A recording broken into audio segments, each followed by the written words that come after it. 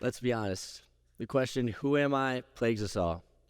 Whether you're in your mid to late 40s and you're going through a midlife crisis, or you're like myself 3 years ago, an 18-year-old going through what I like to call a pre-life crisis. Point is, no matter the age, this talk is for you. I believe the way we've been taught to define ourselves can lead to dangerous outcomes. Tonight I want to show you another way. When I was a senior in high school, I was an Olympic hopeful snowboarder, ranked second in the U.S. for halfpipe, a state champion lacrosse player, a licensed real estate agent, and accepted to CU. I was that well-mannered kid that other parents wanted their children to hang out with. I was a winner, or so I thought. 1 year later, I was new here on campus, and I lost it all when I made a mistake and participated in a fraternity prank. I was suspended from CU until further notice. I was being told by lawyers, best case scenario, I was facing a minimum of 5 years in jail for a crime I didn't commit. My real estate license was revoked when the division was notified of the ongoing investigation, and my once bright snowboard and lacrosse careers were gone. When I cleared out my dorm room and moved back home, I was no longer the person that parents wanted their kids to be around. I was a failure, or so I thought. Piece by piece, I lost every pillar of my life that defined me as a winner. I was now drifting through the dark and unforgiving sea of life at the will of the world. Over the next few months, the waves of the sea thrusted me further and further into confusion. These months were blurry, filled with sleepless nights spent staring at the ceiling, memorizing every crack, splinter, and speck of dust. To paint a picture of what I saw in the mirror, I was 40 pounds lighter, translucent in the face, and yellow in the eyes. I suffered from hives, loss of vision, and severe heart problems that followed me in and out of the hospital. Saying hi to a family friend was just as hard as keeping my food down. I was a shell of a human. My biggest fear had become a reality. I had now truly become that loser. Or so I thought. It felt like I was living in a bad dream. I just kept hoping that I'd wake up back in my dorm room and had imagined the whole thing. Until one night, I had a nightmare that ended the cycle of despair. I was looking deep into my bathroom mirror, hoping for any other outcome. Tears sprinted down my face as I closed my eyes and squeezed the trigger. With one loud pop, I vibrated towards the bathroom floor. I felt the cold tiles beneath me and the warm blood filling the cracks between us. I heard loud sirens approaching between the heartbreaking screams of my mom. I woke up from this horrible dream, gasping for air, high on adrenaline, and full of regret. I felt every agonizing detail as if it were real. And all I could think about was how sorry I was. Sorry that I even had these thoughts. Sorry that I was contemplating giving up on myself. But most importantly, sorry that I would do this to my loved ones.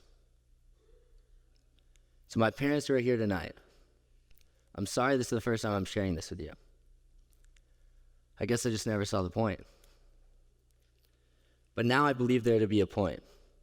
I share this story with you because this is an example of what can happen when you answer the question, who am I, with things that can be taken away from you. And with them, your identity.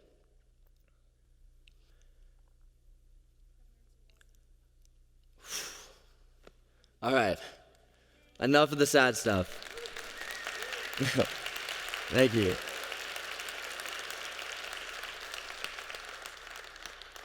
Enough of the sad stuff, I promise. I've learned some valuable lessons from this experience, and the most important one is the only difference between winners and losers is giving up.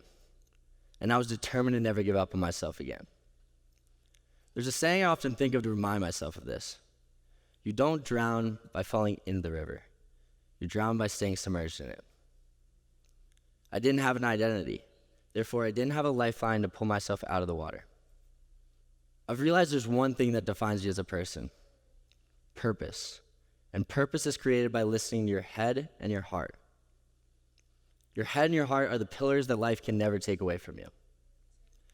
A few months later, the investigation came to a close, and I was exonerated and reinstated back at CU. Thank you. I realized I had an opportunity to come back to the place where I lost it all and rebuild the pieces in a better way. I was a freshman at CU once again, although this time, a skinny, socially anxious one. A key moment of building my identity was in a first-year writing class with a professor that changed my life. This professor's in the crowd with us tonight. Professor Orley. This essay not only changed my life, but it's also something that helped me find the purpose in it. The title of this assignment was This I Believe, and it gave me a map on how to find my true identity. As I wrote about what I believed in, it brought me back to my childhood.